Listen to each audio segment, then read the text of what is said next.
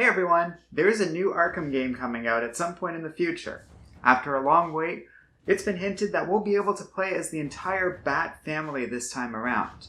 Although, the meaning of that is a little hard to parse, so today I'm going to go over my favorite potential choices for characters we can play as in the Arkham game, excluding those most obvious. Because to me, at the bare minimum, that easily includes every major Batgirl and Robin. We've seen quite a few of these characters in the Arkham series already, if it is going to follow that continuity, and I would expect at the very least this would kind of be the core Batman family, along with Catwoman, who we've also gotten to play as in Arkham City. But the fact of the matter is the Batman family is a loose term and includes quite a few characters beyond that. So today we're going to focus on those other characters. I would be happy with a game that just includes those of the Robins and the Batgirls, or Catwoman and a mix of those two groups, but we're going to go beyond the Batgirls and Robins and Catwoman of the world, and instead focus on the less obvious choices. This is kind of a wish list, and though I don't have anything against Catwoman or any of the other characters, we've already gotten to play as her and them across a lot of different modes in the Arkham games so far. And we have a strong idea of what their gameplay will look like because of it.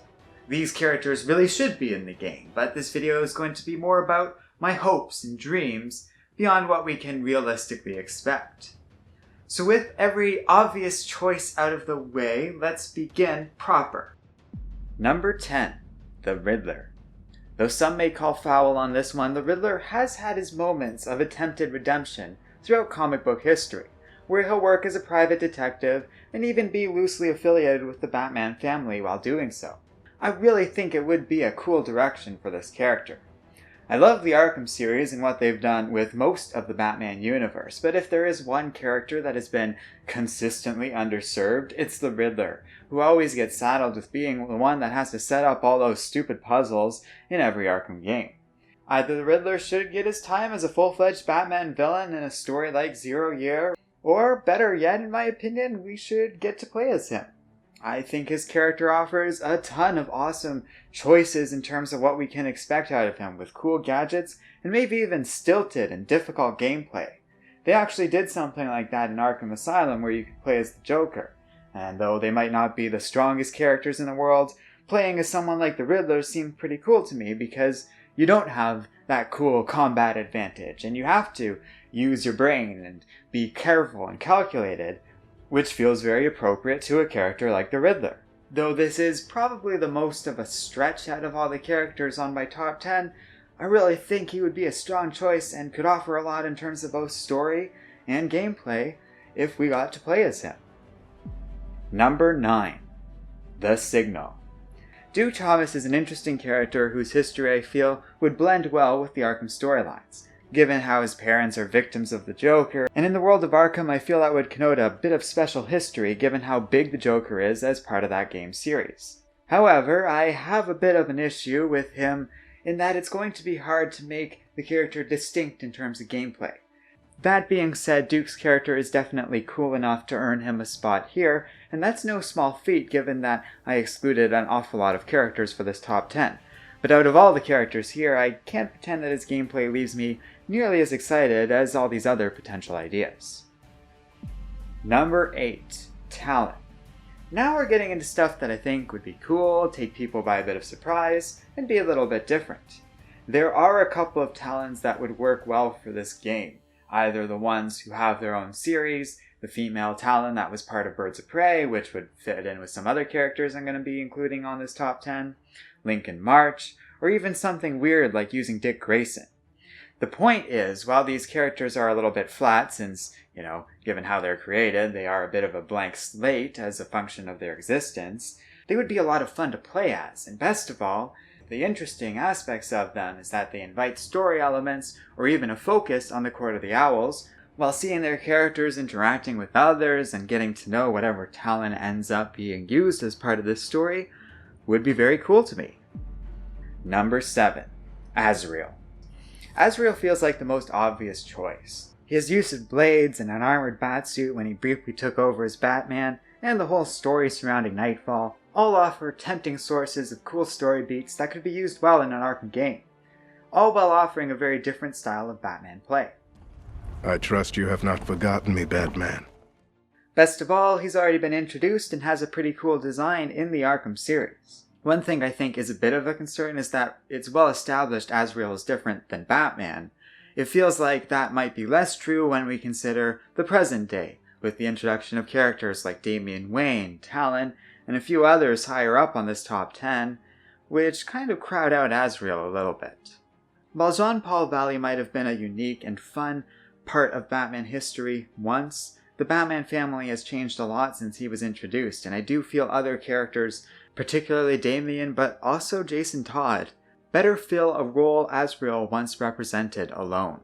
His religious background and brainwashing is something that would help him stand apart from other characters, so maybe playing that up a bit or something could make him a welcome addition. As it stands, I'm open and even excited about that possibility, but there are cooler choices at this point I have in mind. Number 6. Batwoman. Batwoman's going to be a tricky character if we're going to see her in an Arkham game. Like every character in this top 10, any one of them would be awesome to see. I especially believe that the Kathy Kane edition of Batwoman would be very successful and a lot of fun if used well. I'm qualifying that because I don't think it will be easy, because her character has to be used in a few specific ways for it to work well. There are lots of examples for ways Batwoman can be done right, but all Rocksteady really needs to focus on is matching the energy and character work that was done in the Detective Comics book in the Rebirth era. Though there are other great examples of how Batwoman works alone, that's the best example of how she can work in a group setting, because this is a character that needs to lead or stand on her own. Like other characters I've already mentioned, there's not a lot distinct about her in terms of gameplay, so her being a good part of an Arkham game will really hinge on how she's used in the story. But her character works in a few unique ways that, if done right, or in any number of options, there's more than enough to this character to accomplish that. The only thing that won't work is if she's just another cog in Batman's wheel. But if she gets to be a sort of second in command to Batman, or leading off her own little section of the Batman family like in Detective Comics, or even just working with someone like Renee Montoya as part of the larger story, something like that could make Batwoman such an awesome part of the next Arkham game. Number 5. The Huntress. There's two elements that really make me excited about potentially being able to play as the Huntress in an Arkham game. The first aspect is the actual ability to play as her. If they work with her crossbows and slightly more aggressive behavior in combat, that sounds like a really cool character to play as with a fully developed modern Arkham game engine. That idea on its own, to me, is enough to easily include her somewhere on this top 10. What really seals the deal for me, and let me put her a little higher than even Batwoman, is the idea of making her a full-fledged version of this character, embracing the fun of her origins. And I'm not talking about her being the survivor of some massacred mob family. I'm talking about her being the straight-up daughter of Batman and Catwoman from another Earth. If they're willing to go that far with this character and let these versions of Batman and Catwoman deal with meeting and working with their alternate universe daughter, that version of the Huntress, that to me is how you really start broadening people's horizons when it comes to Batman content.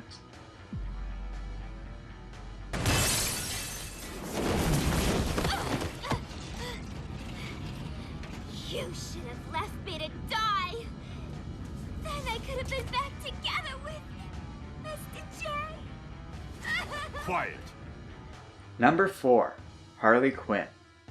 Harley is in an interesting place these days, both in and outside of the Arkham universe. DC has certainly embraced her overall as a character they can sell, and that's led to the usual double-edged sword of such widespread attention.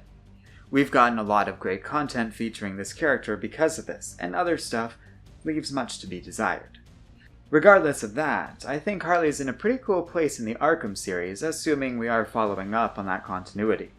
The Joker's gone, her part in the Arkham Knight felt like her coming to terms with that, and if she were to maybe dip her toe in the path of redemption, it feels like the right time for it. And it feels like a strong direction for her character. Best of all, Her widespread array of weapons and combat quirks would make her a lot of fun to play as. I'd like to see how she works with Batman in all of this and really put her close to his side. So I just read the best damn Harley Quinn book I've ever read, and it's left me thinking about her character a lot these days, and I really would like to have that explored more in the next Arkham game. Number 3. Batwing. Batwing, specifically the Luke Fox version, is kind of the perfect fit. He's robustly part of the Batman family, and his high-tech style make him a very different character from pretty much anyone else Rocksteady could reasonably include. As the son of Lucius Fox, I think he could offer a lot in terms of potential story, too, and offer a good amount of character work.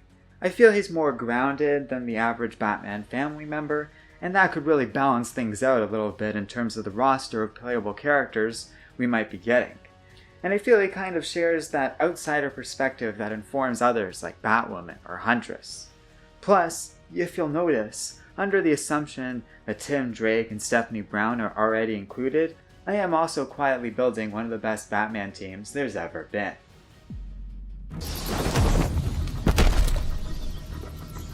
I should have stayed to help, Bruce. It's enough you came back, Dinah. Then get ready for me to kick some ass. Number 2. Black Canary. One thing I'm setting up here is a bit of an assumption. Rocksteady made a hell of a claim when they said we were going to include an entire Batman family. That's a big range of possibilities, from anything as low as a few characters to anything as much as a dozen, depending on how ambitious they're feeling. It has been a long time since Arkham Knight. But even with a core cast of Batman family members, once we get past 3 or 4 different characters, it feels like they're going to have to start thinking about how they're going to structure the story a little bit to accommodate so many different playable characters. If I were doing it, I wouldn't have one big Batman family trying to do a plot all at once. I'd break things down into smaller groups a little bit. Perhaps we could have the Detective Comics team I've been setting up, with Batwoman leading them, Batman heading up a core team of Robins, the Signal, and then the Birds of Prey, featuring Oracle, Huntress, and the other 2 Batgirls. And Black Canary can lead the Birds of Prey. Within the world of comics, Dinah Lance has lived in Gotham long enough for this to be easily justified, and has a close relationship with Batman and all the members of the Birds of Prey. Best of all, she's got just enough of a superpower to be really interesting in a video game, but not overpowered to oblivion. She's an easy choice to me, a great character overall, and one I would just love to play as in an Arkham game while seeing her interact with all these other characters.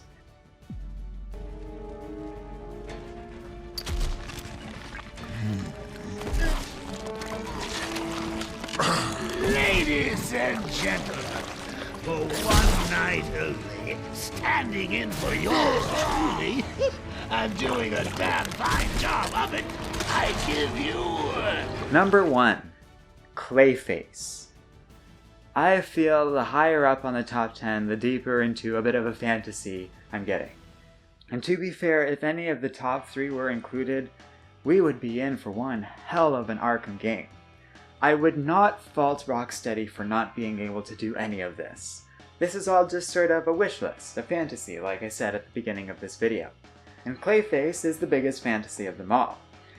So yes, it won't be easy to include him, and yes, I am including him almost exclusively to fill out my little team that I've created across this top 10 video. Those that haven't read the Rebirth detective comic books might be confused by this choice, but those that have will know that there's a story to be told with Clayface, and I would love that story to reach a wider audience. Plus, think of all the cool things Clayface can do. Not only would he be amazing in combat, but we'd have a lot of other amazing potential things he could do by disguising himself, and infiltrating places, using his acting ability to do some detective work on behalf of Batman or Batwoman in the gang. There's a mountain of potential there, even if Rocksteady has to compromise a little bit and only include Clayface for a limited sequence. So there you have it, the characters that I'd most like to see in the Arkham game, aside from the more obvious choices that would have dominated this list if I included them. Whatever we are going to get, we're actually probably going to get our first look at the Arkham game in DC's little online event thing they're putting on in August, and it sounds pretty interesting to me. So stay tuned for presumably coverage from that and more. And thanks for watching this video.